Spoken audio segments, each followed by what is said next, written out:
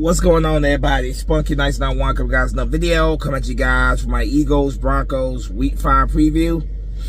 So, Eagles coming to this game 4-0 after a win against the Tampa Bay Buccaneers at Tampa Bay in Week 4. Returning back to the link, taking on the Denver Broncos at home. Another early 1 o'clock game, which, you know, I love the early games because it allows me to enjoy the Eagles game early and then enjoy the rest of the games afterwards. Coming to this game, the Eagles are mostly healthy coming to this game. One player has been ruled out, unfortunately. The Kobe Dean has been ruled out for the Eagles. For the Broncos, tight end Lucas Kroll has been ruled out as well with a foot injury. The Broncos also have fullback Michael Burton and Nick Gogulo, offensive guard, linebacker Drew Greenlaw, defensive end Matt Henderson, defensive tackle Malcolm Roach, linebacker Drew Sanders, and outside linebacker Johnny Walker. They will also not be playing in this game. Yeah, like I said, overall the Eagles are relatively healthy. Outside of players that already were on our injured reserve, such as cornerback Jocorian Bennett, cornerback Tyreek Castro-Fields, wide receiver Darius Cooper, offensive tackle Miles Hinton, linebacker Charles Hughlett, guard center Willie Lampkin, edge rusher Ogie Okran Kowa. I don't know if I say that right. No Nolan Smith this game. Edge rusher Nolan Smith. Fullback Ben Van Summer, who of course was injured in Week 1. Offensive tackle Cameron Williams, and wide receiver Johnny Wilson. All those players are on the reserve injured list. But yeah, going into this game 4-0. This game is definitely not gonna be a cakewalk. The Denver Broncos have a very good defense, a very solid defense. Quarterback position is the best since the Peyton Manning era. They have a young quarterback, obviously, in Bo Nix, who was in his second year and made the playoffs as a rookie last year under head coach Sean Payton. Keys to victory in this game are very, very simple. It's always the same. Keys to victory are very simple. It starts with the trenches, big men up front. They have to set the tone for the game.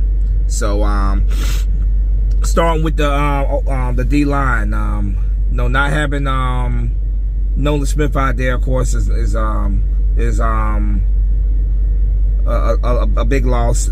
Not having the Kobe Dean at linebacker as well is a big loss, but there's a lot of talent on this damn D-line still, and everybody has to do their job. Everybody has to has to show up. The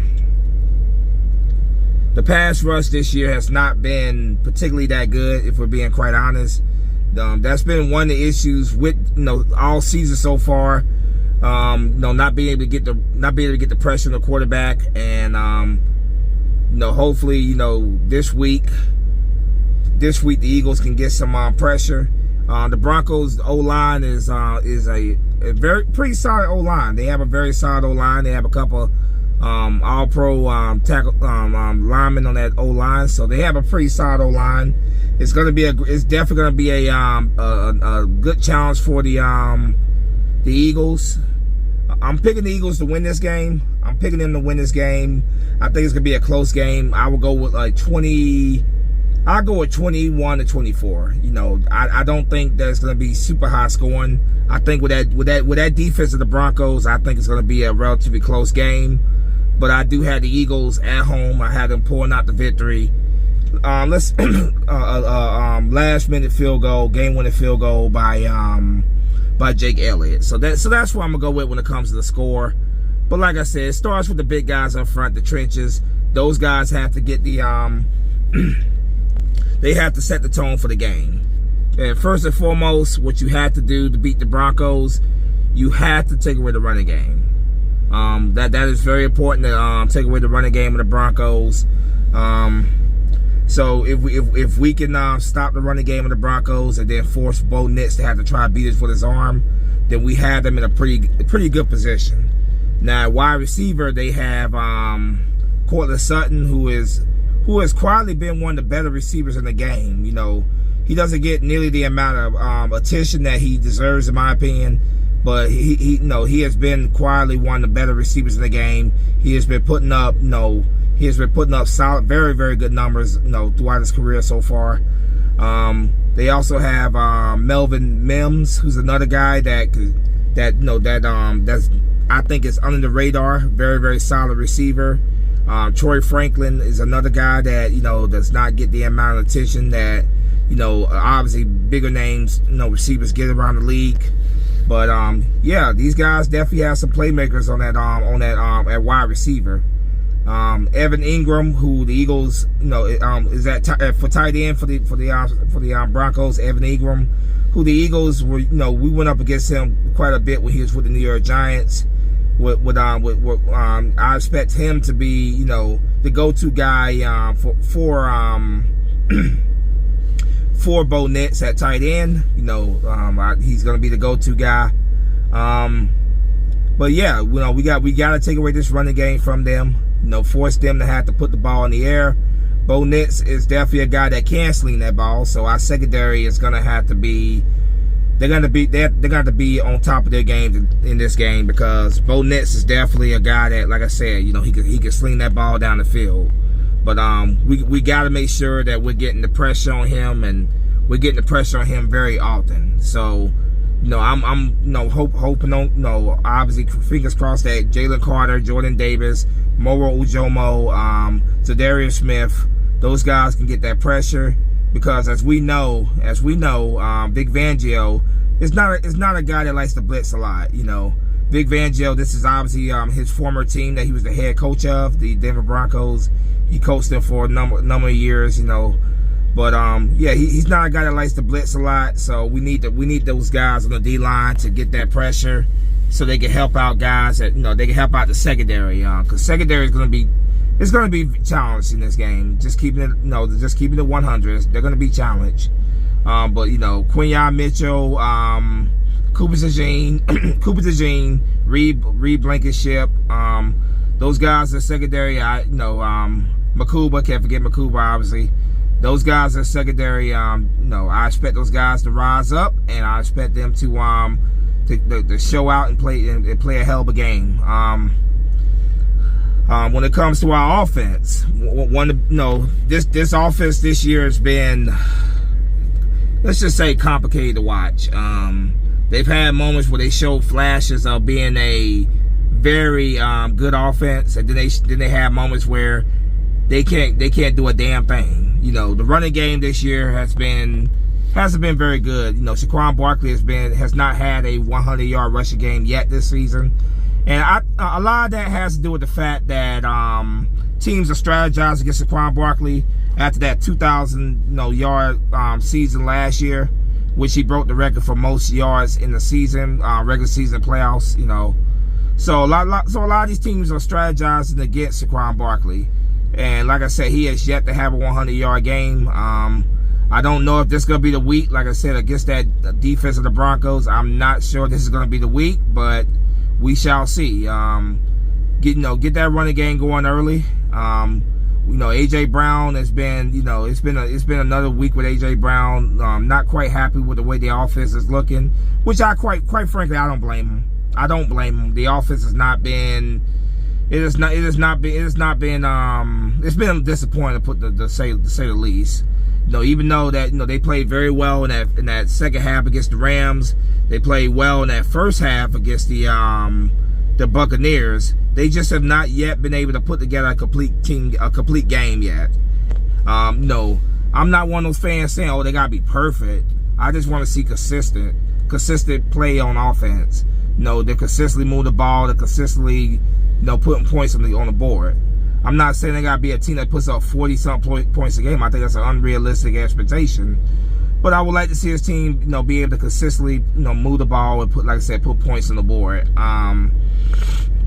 Yeah, yeah, so if we can establish the run, we can get the passing game going, play action to Dallas Goedert. Of course, that that will open up things for AJ Brown, Devontae Smith, Jahan Dotson and John Mechie as well. Those guys. So if we can get that running game going, like I said, opens up the passing game to Dallas Goedert and Grant Calcaterra when he's out there as well. And eventually, like I said, AJ Brown, Jahan Dotson, and Devontae Smith. I want all these guys to get their touches. I want them all to to contribute to the win. But last week I was frustrated with Jalen Hurts because at times in that second half he was truly trying to force it to AJ Brown. You cannot force it to AJ Brown. You just got to take what the defense gives you. If it's not there, don't force it. There were a couple times where Jalen Hurts was definitely trying to do that because he's trying to keep AJ Brown happy. But like I said, you cannot force that ball to him. If it's not there, don't force it. Do not force it. Take what the defense gives you. But hopefully, there's some opportunities for AJ Brown in this game. Hopefully he's able to make an impact. When it comes to Broncos, they have, in my opinion, the best corner in the game. This guy, a couple years ago, he was rumored to be not free agent, but on the trade block by the Broncos. I wanted the Eagles to get him. He, in my opinion, he's the best corner in the game. Our guy Quinyon Mitchell was up there with him as well, but right now, if I had to say who's the best corner currently right now, you guys know who I'm talking about. I'm talking about Patrick Surtain. Just a great corner, shutdown corner. He's gonna be one of those guys that it's gonna be a great challenge. I'm expecting him to be up against AJ Brown, which could be to our benefit because it could open up things for other guys at wide receivers like Devontae Smith and Jahan Dotson. Because going up, it's gonna be a very interesting matchup going up against Patrick Surtain. AJ Brown, versus Surtain should be a very fun battle to watch throughout this game. He has some good things to say about Quinyon Mitchell. He did a list of best corners in the game. Of course, he named himself on that list, but he also had Quinyon Mitchell on there. So speaking of Quinyon Mitchell, I'm looking forward to the battle between him and Courtland Sutton. That should be a great matchup. Should be a fun matchup to watch throughout the game. Like I said, Courtland Sutton does not get nearly the amount of attention that he deserves, in my opinion. But he is definitely a very solid receiver and has been quietly throughout his career putting up very, very good numbers for the Broncos. But yeah, like I said, I'm expecting this to be a close game. I don't think either team is going to blow the other team out. I have the score, as I said again, it's going to be a 24-21 Eagles victory, field goal to win the game. But everybody has to do their job. Offense, defense, special teams. Special teams for last week showed up in the block was it block punt? I think it's either block punt, block field goal. And Sidney Brown returned that for a touchdown. Of course, the week before that, Jordan Davis with that game clinching at the end of the game, block field goal, and there was one earlier than that in the game as well. So special teams has been a very big bright spot for the Eagles this year. It's been very solid. We need those guys to continue to make plays when they can. We need the offense, defense. Everybody needs to come with their best, show up and play their best game this week. Because like I said, the Broncos are definitely not going to be somebody that you take lightly and sleep on. They're a very solid team, playoff team from last year, and I just see the Broncos just getting better and better as time goes on. But yeah, I'm gonna go ahead and wrap this thing up. Like I said again, score prediction 24-21 Eagles. Let me know what you guys think in the comment section. As always, go Birds. Spunky Nice 91 is out of here. Fly go fly. Peace.